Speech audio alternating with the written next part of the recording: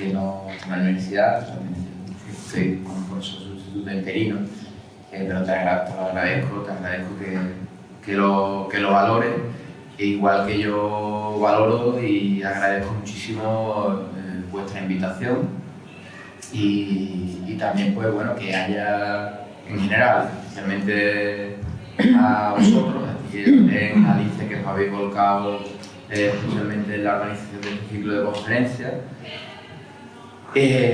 como todos los espacios y oportunidades que haya para no solamente profesores y profesoras, sino cualquier persona que quiera dar una charla, que pueda acudir y opinar, preguntar, que se haya debate. Me quedo con una de las conclusiones que tú decías al terminar Juan Manuel Uriburu, que bueno, que es importante que haya eso, ¿no? Debate, reflexión y más en la casa de la casa de la sabiduría, pensando en Beta Hickman, porque lo tengo ahí presente por un trabajo de una alumna. La casa de la reflexión, el debate, de la universidad, ¿no? Y que debería ser mucho más. Nuestro compañero, amigo y profesor Emilio González Ferrín, contigo también, Enrique, pues incide mucho en eso y nada, yo voy como discípulo por esa línea porque creo que la reflexión, el debate, hablar de todo y que haya discrepancias, divergencias, pero que se estimule el espíritu crítico. Así que muchas gracias y por supuesto muchísimas gracias a todos y a todas las personas que estáis aquí. Uriburu ha dejado, como decía, una expectativa, un listón muy alto, al menos en cuanto tanto en contenido, pero sobre todo en elocuencia. Así que yo por lo menos voy a intentar que el contenido sea entretenido y nada. En cuanto al tema, mi tema, el título era Religión y Política en Israel y Palestina. Y como veis ahí, lo tengo un poco más específico, ¿no? Considero que debería justificar ese cambio, esa especificación o ese matiz, puesto que hablar de religión y política en Oriente Próximo conllevaría muchísimas horas, ¿no? Si podemos hablar de Oriente Próximo, de la historia y de las tres principales religiones del Mediterráneo, las religiones abrahámicas, del patriarca Abraham o Ibrahim, judaísmo, cristianismo e islam, por orden cronológico, pues sería inabarcable en una conferencia, ¿no?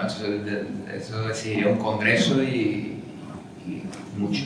Bueno, dicho esto, me centro en el sionismo como deriva nacionalista, étnica y colonial del judaísmo, o al menos de un sector del judaísmo, porque no todo el judaísmo es sionista.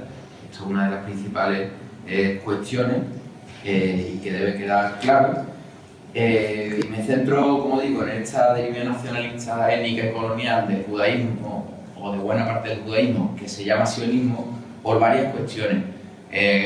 Quizá ahora tengo tiempo para esbozarla, pero en pocas palabras, pues porque en las últimas décadas, y en especial en los últimos 14 años, 14, 15 años, el islam político, que sería la otra religión versus política en este contexto a destacar, ha perdido mucha fuerza. No ha desaparecido, ni mucho menos el islam político en Palestina e Israel, pero ha perdido muchísima fuerza y a la misma vez, al contrario, el sionismo, y en especial dentro del sionismo, la vertiente fundamentalista, ha sido siempre, desde el siglo XIX y sobre todo desde mediados del siglo XX, más determinante y decisivo en el devenir de Palestina y del propio Estado de Israel, lo cual es también una cuestión interesante e importante. Asimismo, en la última década, 10, 14 años, se ha intensificado el sionismo y vuelvo a decir, su corriente más integrista en términos tanto cualitativos como cuantitativos. Cualitativamente me refiero a intensidad y a radicalización, y en cantidad, pues visiblemente y manifiestamente, pues por ejemplo en la Knesset, en el Parlamento, con nuevos partidos como Israel Beitenu, la Casa Judía, el partido de Naftali Bennett, o un partido relativamente nuevo, que está teniendo mucho protagonismo en los 2 últimos años, sobre todo en vísperas de las elecciones y tal, Otzma Yehudit, que significa, se traduce por fuerza judía, y es un partido que viene a resucitar pues los principios, el pensamiento político y la praxis política y nacional religiosa del rabino Meir Kahane, el partido kahanista, que como sabéis, Meir Kahane fue el fundador del grupo CAG, que fue primero una organización que empezó a cometer atentados terroristas en Estados Unidos, contra autobuses, contra embajadas. Fue calificado como organización terrorista por los propios Estados Unidos, a lo de los años 70-80, y finalmente el propio Estado de Israel tuvo también que prohibirlo. No estamos hablando del mismo Estado de Israel en los años 80 que el de ahora. Además, como digo, hubo es que este grupo y otros grupos como Clandestinidad Judía, el Gush Emunim, otros grupos fundamentalistas, ponían en peligro no solamente la vida de los palestinos, contra los que atentaron, como digo, con bombas y con atentados sobre todo a alcaldes, ¿no? Alcaldes de Nablus. Bueno, no solamente ponía en peligro la vida palestina, como se sigue poniendo en peligro por parte de políticas del Estado de Israel, sino que además ponía en peligro la seguridad, la viabilidad del Estado de Israel y toda la región, ¿no? Pues estoy recordando ahora mismo, no lo tenía preparado porque es que no da tiempo, pero bueno, entre paréntesis, 1967, junio, justo después de la Guerra de los 6 días, el general Uri Narkis, creo que es, con un rabino, no recuerdo, pero era el general rabino del ejército, en la explanada de las mezquitas, lo primero que hicieron fue demoler el barrio magrebí que estaba junto al muro de las lamentaciones. Si habéis estado en Jerusalén, ahora frente al muro veis que hay una gran explanada, ¿no? Esa explanada es artificial, ahí lo que había era un barrio árabe dentro de la ciudad vieja, estamos hablando. Los israelíes, después de esa conquista territorial, de esa ocupación en junio de 1967, después de la Guerra de los 6 días, lo primero que hizo fue demoler entero el barrio para crear esa explanada, la explanada del Muro de las Lamentaciones. ¿Y por qué me acordaba yo de esto? Sí, porque Uri Narkis, el general, pues me ha ido el nombre del rabino, bueno, pero el rabino general, el jefe del ejército, le propuso volar el Duomo de la Roca, la cúpula dorada, y claro, este general pues ¿no?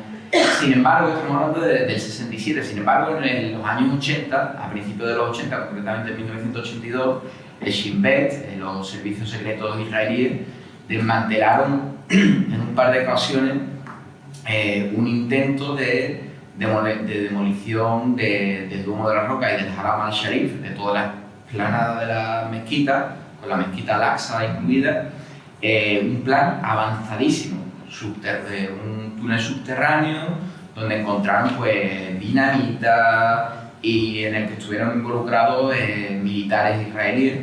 Entonces esa simbiosis de ejército y el sector fundamentalista judío dentro de Israel se está incrementando considerablemente con las yeshivot Hesder, que se llaman yeshivas, sabemos que una yeshiva, una escuela rabínica, yeshivot es el plural, y estas yeshivot Hesder pues lo que hacen es mezclar pues, estudios talmúdicos y de la Torá, el Antiguo Testamento en hebreo, con doctrina militar para justificar las acciones militares sobre Gaza y sobre Cisjordania con fundamentos religiosos, ¿no?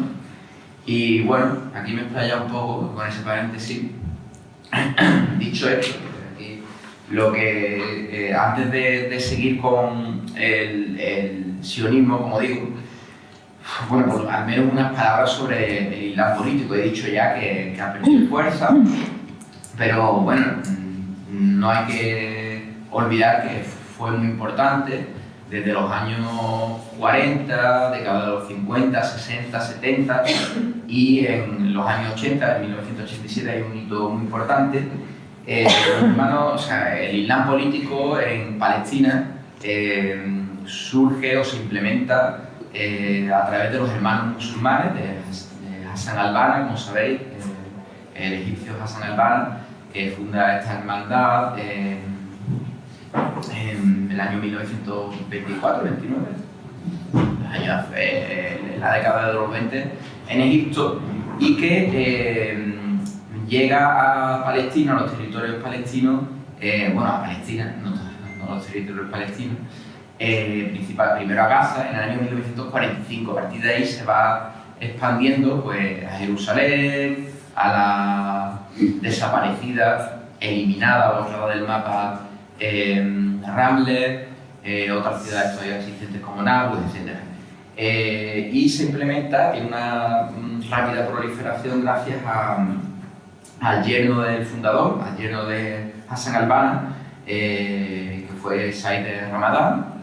Y bueno, simplemente decir que esa sería la parte de religión versus política de la parte palestina y musulmana, ¿no? Los hermanos musulmanes que a su vez en 1987 crean el que conoceréis movimiento llamado Movimiento de Resistencia Islámica Harakat al-Muqawama al-Islamiyya, Hamas, por su acrónimo en árabe, y que como sabéis pues se hace su carta fundacional en el 88, 1988, pero lo importante es que tiene un papel fundamental en la primera intifada y otro papel importante desde el punto de vista de la violencia, desgraciadamente, en la segunda intifada.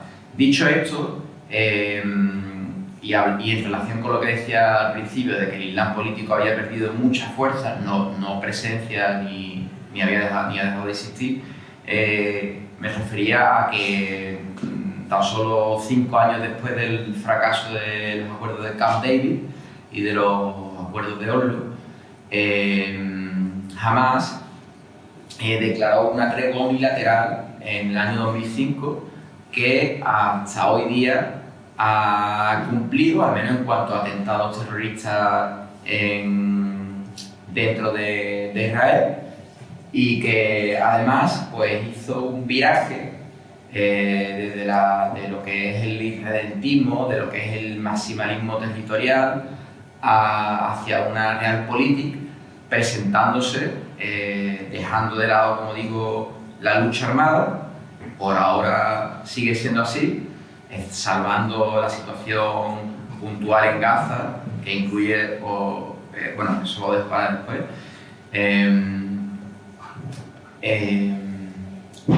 que como digo, pues, he tenido un lapsus, perdón, perdón.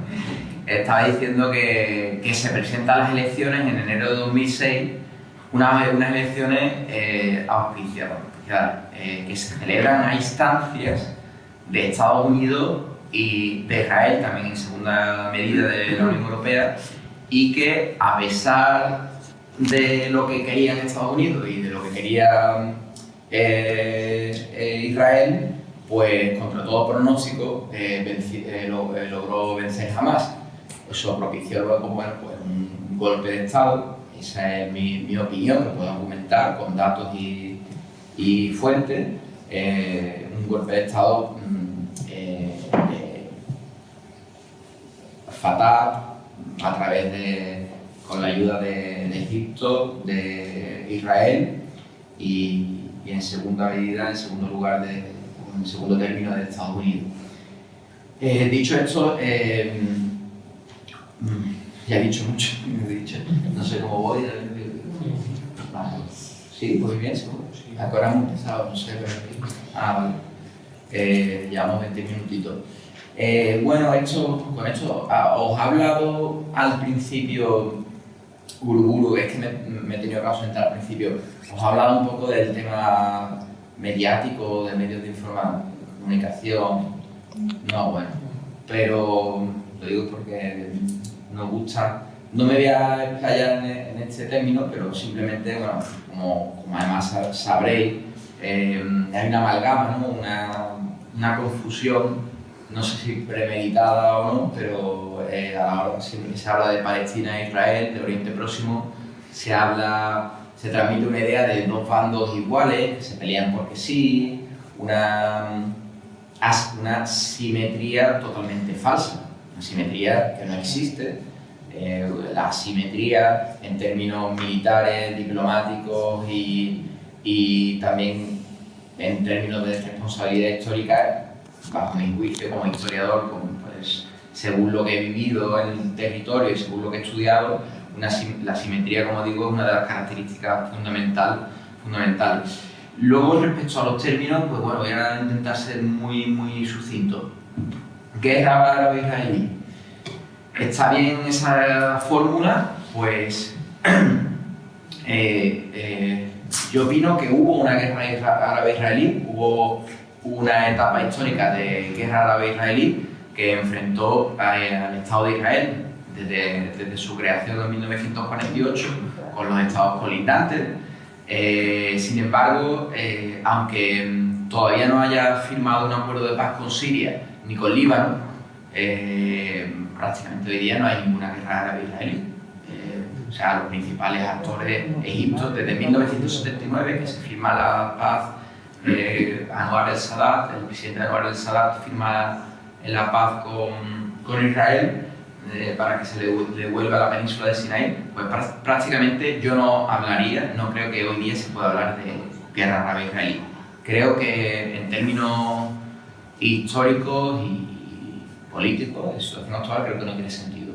¿Guerra entre árabes y judíos? Pues bueno, menos todavía, ¿no? Ahí yo creo que no hace falta que explique que los palestinos son solamente una parte de los árabes y que, por supuesto, los israelíes no representan a los judíos. Bueno, esto no es tan por supuesto, puesto que el Estado de Israel se atribuye, se arroga la universalidad del judaísmo, cuando es bueno, en mi opinión, es una barbaridad intentar representar a la mayoría. Para empezar, en el Estado de Israel vive una minoría de la comunidad judía internacional, eso para empezar. La mayoría de la comunidad judía internacional no vive dentro de Israel, perdón. Por otra parte, en Israel hay una comunidad de un 20 y tantos % de palestinos, árabes, musulmanes y en menor medida cristianos. Y por otra parte, Israel, pues, como digo, dentro y fuera de Israel hay una corriente judía que es antisionista y que al menos no, aunque no sea explícitamente antisionista, al menos no es sionista. Por otra parte, el conflicto palestino-israelí, como digo, la fórmula más común al uso de la literatura académica y también mediática. Yo no hablo de conflictos palestino-israelí. Para mí hoy día no existe ningún conflicto. En términos de estudios de paz y conflictos, no existe por la referida asimetría y por otros factores que no creo que deban entrar, pero sí lo ha habido. En mi opinión, lo que fue la guerra árabe-israelí, después de los acuerdos de Camp David, me refiero al de Egipto e Israel, a partir de 1987, para mí sí hay un conflicto palestino-israelí. Es decir, con la primera intifada, yo siempre lo digo que es cuando los palestinos, por primera vez, en mi opinión, por primera vez es cuando se ponen en la mesa de gente, bueno, en la escena política. Cuando entran en escena por primera vez es en la primera intifada. Ellos cobran el protagonismo y ahí sí hay un conflicto palestino e israelí, o palestino-israelí o israelo-palestino, como queráis. Sin embargo, ese conflicto palestino-israelí para mí termina sobre todo con la segunda intifada, cuando a partir del año 2002-2003, con Ariel Sharon, cuando aplaca bestialmente, arrasa brutalmente con la operación fraudulentemente llamada Escudo Defensivo, destroza todo Cisjordania y Gaza y reocupa, violando ya de por sí maltrecho acuerdo de Oslo, y ya está. Bueno, habla de la relevancia de las religiones, ya lo he dicho. En la actualidad, pues como digo, desde los acuerdos de Oslo, la situación ha ido derivando en una situación de apartheid, lo que hay hoy día para mí es una situación de violencia estructural, directa y simbólica, el llamado triángulo de la violencia, y una situación de apartheid mucho peor, como muchos israelíes dicen además, y muchos sus activistas sudafricanos, entre ellos Desmond Tutu, premio Nobel, obispo, ¿no? Norteafricano, también lo dice, que la apartheid que sufre Palestina no es comparable con el de Sudáfrica, es muchísimo peor en tiempo y en cantidad y en intensidad. Pero bueno, me voy extendiendo más de lo que quería, pero bueno, no pasa nada, nos quedamos. ¿Por qué ese sionismo? Lo he justificado, yo creo que suficientemente antes, pero ahí incido en que es el factor clave de la colonización, de la ocupación y de la violencia a los palestinos.